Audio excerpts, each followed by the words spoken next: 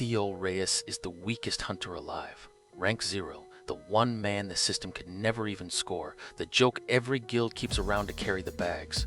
What no one knows is the secret that would get him killed. He can copy any power he sees cast. His only protection is that nobody bothers to watch the joke. Today, that protection runs out. It started with the manifest. D-rank Foundry Gate, Garrett Voss commanding, 1 porter slot, T. Reyes. And under it the line Theo had learned to dread, printed like a sentence, field auditor attached, all rosters standing order. Analyst N. Frost. Voss celebrated the assignment his way, by stacking a 3rd supply pack onto the guild joke. Try not to trip on anything important, Zero. Theo thanked him and adjusted the straps. A library he had not finished reading, handing him more shelf space. What Theo did not see was the form Nadia filed an hour before departure. Full sensor coverage for the run, every body cam, every hover drone, full monotelemetry, raw and unedited. Human eyes can be fooled by a good performance. Instruments cannot. Director Hale approved the sensor request without reading it, the way he approved everything with her name on it. More data, fewer lawsuits, he said. He had just handed the hound a nose to go with her eyes. The gate was a dead foundry the size of a cathedral. Rusted catwalks, mountains of slag, channels of something molten that had never been metal. The team went in with Voss lighting the dark, and a swarm of sensor drones humming overhead. Theo did what he always does at a door. He read the floor, the cracked catwalk over the slag channel, the unstable heap by the smelting hall, the loose drum rack. A map of accidents, memorized, in case bad luck was needed later. He noticed there were more drones than usual, twice as many, sweeping in slow grids. Just audit theater, he decided, Nadia flexing her new authority. He filed it under annoying and forgot it. It was the first mistake he had made in years. First contact came on 4 legs. Ember hounds, wolf-sized, hides of cracked black stone bleeding orange light at the seams. Fast, coordinated, and patient. A pack that hunts as one mind. The line met them with steel and arrow light. Theo dove behind his own packs with a flinch he had rehearsed in a mirror for years. Midline, Nadia did not watch the hounds at all. She watched the porter cower and noted the time. Then a hound broke through the line at Voss, jaws of cracking ember. And Voss did something Theo had never once seen him do. He stopped showing off, slammed both palms forward, and raised a wall of solid blue light. A barrier spell, the one thing missing from a Saboteur's kit, a way to not die.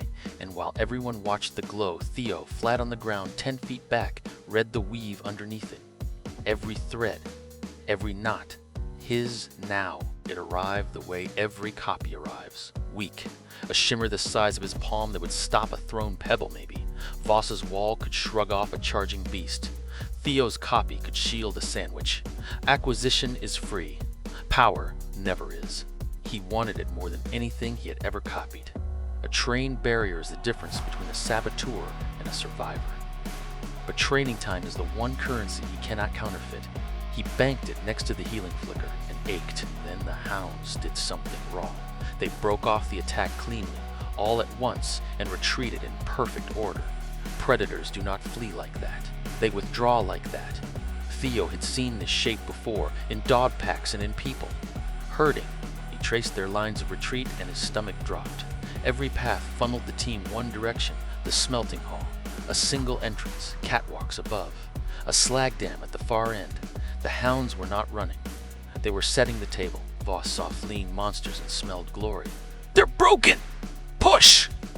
He led the team straight down the funnel at a run, chasing the kill count, while the auditor followed and the porter brought up the rear doing arithmetic that ended in a massacre. Understand the trap inside the trap. A porter who shouts tactical warnings stops being furniture, and the one person built to catch a small invisible act was walking 6 feet away, watching only him. Whatever he did had to be garbage.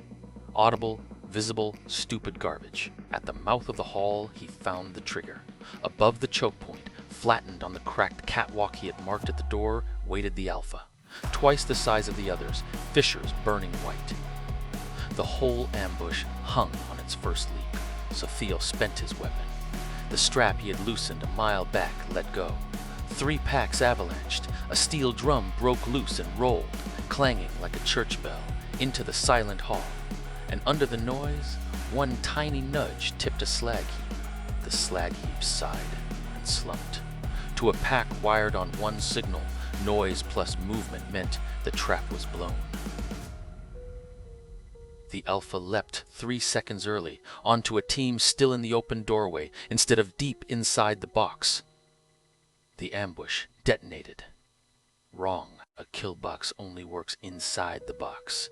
In the open doorway, the pack hit a braced line instead of scattered backs. Arrows found seams, steel found throats, and Voss's barrier caught the Alpha's pounce a foot from his face. The Alpha rebounded off the barrier onto the one stretch of catwalk Theo had marked as rotten on the way in. One more nudge, one sheared bolt. The gate's apex predator went through the rust into the slag channel below and did not climb out. The survivors of the pack fled for good. Voss straightened, looked at the chaos his charge had walked into and somehow survived, and announced that his instincts had sprung the ambush on his terms. The team cheered. Theo gathered his spilled drums and apologized. Nadia had watched Theo through all of it and seen exactly what the team saw, a porter falling over his own gear at a lucky moment. Again, her eyes had given her nothing in 2 runs, which is why she had stopped trusting eyes. Their eyes met across the dust. He gave her the apologetic shrug of a man whose straps fail a lot. She gave him a small nod, almost kind. He read it as retreat. It was a fisherman watching the line, feeling the first pull. They walked out at dusk. The official report. D-rank gate cleared. Ambush broken by Commander Voss's aggressive instincts. 1 logistics mishap. 0 casualties. Auditor's addendum. Nothing irregular observed by attending personnel. Every word filed, stamped, and wrong. That night, behind a locked door, Theo allowed himself 10 minutes with the new toy. A palm-sized barrier that shattered when he tapped it with a pebble. 10 minutes only. Then back to earth and fire, because the weak survive by rationing wonder. He added 1 line to the notebook no one reads. 4th skill, copied, untrained, waiting.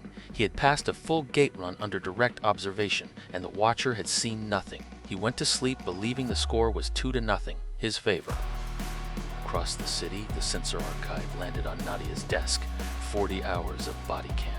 Drone sweeps. And the feed nobody ever reads. Raw mana telemetry. The gate's ambient magic graphed millisecond by millisecond. She poured coffee and started at timestamp 0. The cameras showed her nothing, as always. The telemetry did not.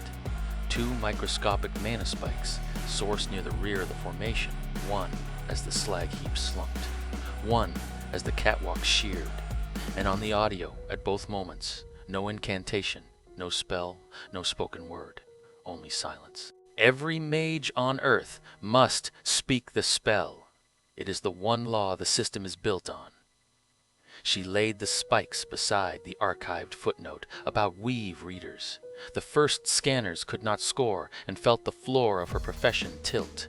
Theo had beaten her eyes twice and never once thought about her instruments. Asleep across the city, the most careful man in the guild had finally left a fingerprint, 6 decimal places deep, in a file he did not know existed. In the private file, beneath entry 8, Nadia typed her new hypothesis and sat with it a long time.